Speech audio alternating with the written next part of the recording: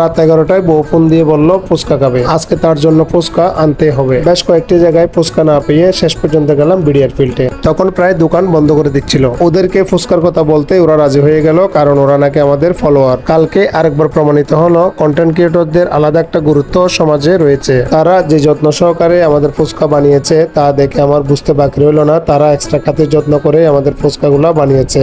ফুচকা নিয়ে বের হয়েই ছোট ভাই মিঠুনের সাথে দেখা। হালিশহর গোডাউন উত্তর গেট বাজারে এসে তার সাথে খেলাম মালাই চা। 1 বছর আগে এই চায়ের ভিডিও করেছিলাম, তখন দাম ছিল 18 টাকা, এখনো সেই 18 টাকায় দাম আছে। চাটা প্রতিবারের মতোই অসাধারণ হয়েছিল। হালিশহরের যারা যারা এই চা ট্রাই করেননি তারা একবার হলেও ট্রাই করে দেখবেন।